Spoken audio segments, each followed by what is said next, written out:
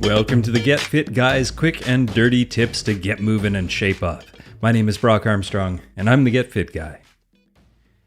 If you're a bit of a gym rat, or you're interested in putting on muscle, or you've been just listening to this podcast for a while, you've likely encountered the term lift to failure. But just in case it's new to you, let me explain. Alright, close your eyes and pretend you're lying on a weightlifting bench, about to do a set of bench presses, let's say. If you have enough weight on the bar and you do enough reps, you will eventually not be able to complete the bench press movement.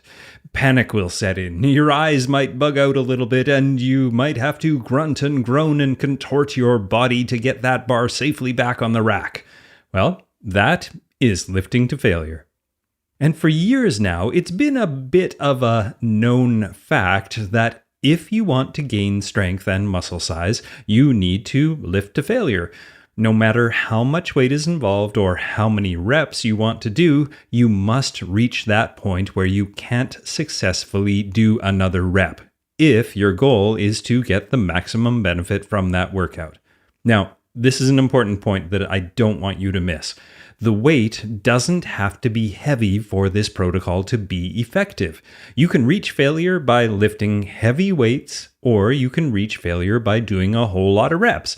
Either way is effective. In fact, Dr. David Bem, a Memorial University of Newfoundland researcher who studies resistance training protocols, told the Globe and Mail a few years ago, and I quote, "To get stronger, you need to stress both the muscles and the neuromuscular signaling pathways between the brain and the muscle. Whether you do this by lifting heavy weights a few times or light weights many times, the important part is that the individual must go to failure." Well, hold on to your sweatband, because a new study has thrown a bit of a monkey wrench into this long-held belief. East Tennessee State University published research in Sports that has shown that backing off just a little bit from failure, at least some of the time, may actually give you greater gains. Now, the stated purpose of this study was to compare the physiological responses of skeletal muscle to resistance training program using repetition maximum or relative intensity, which, in plain English, means they just wanted to compare the muscle gains between lifting to failure and lifting just below failure. Now, to make this comparison, 15 well-trained males did 10 weeks of strength training 3 times a week. The RM group, or repetition maximum, achieved a relative maximum each day, while the RISR, or relative intensity group, trained based on percentages. That is, the RM group exercised until failure on each exercise, while the RISR group did not reach muscle failure. Now, I've already explained what training to failure means, but what is relative intensity, you might ask? Well, let's say I can consistently do 3 sets of 8 reps with 100 kilograms on the bar for a particular exercise before I reach failure. If I were in that relative intensity group, I would lift 80% of that to avoid reaching failure. Now, if you do the math, which is pretty simple, that means I would lift 3 sets of 8 reps at 80 kilograms instead of 100 kilograms. Make sense?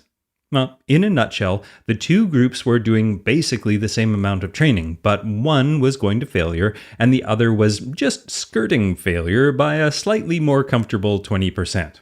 After the 10 weeks were over, 2 papers were published from this study. In the first paper, the researchers showed that the RISR training yielded greater improvements in vertical jump, rate of force development, and maximal strength compared to the RM training group. Then, the second paper added more detail and filled in some blanks. That, more thorough paper, included results of muscle biopsies and ultrasounds, which showed a greater increase in overall muscle size, the size of individual muscle fibers, and several molecular signals of muscle growth in the RISR, or relative intensity group. So now you may be thinking, well, okay, Brock, that's that. I will never lift to failure again. But you know what? I think the message is more nuanced than that. I mean, we can't just throw all of the previous evidence out the window because of one study, especially one that involved only 15 participants. I mean, there were 18 that started the study, but one dropped out and 2 got injured. So 15 finished it. What I've done for the last few years for my clients and for myself is to have one challenging workout per week and 2 or 3 slightly easier ones.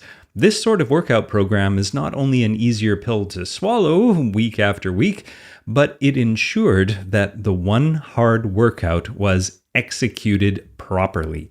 This strategy all comes down to recovery, both mental and physical.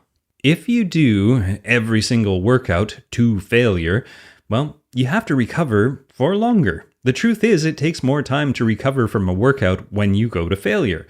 The negative neuromuscular effects of a killer workout like that can last for about 24 hours at best, but more like 72 hours at worst. Now that takes a chunk out of your workout time. But if you back off the intensity, say 20% like they did in the study, well, you can return to the gym fresh and ready to hit it in less time and with more joie de lift. And that's what I think the researchers missed in this study. The execution and consistency of your workouts is more important than whether you went to failure or not. Now, okay, let's go back to 2010, when a McMaster University exercise scientist named Dr. Stuart Phillips published a paper that compared lifting to failure with either 5 reps of a heavy load or 24 reps of a lighter load.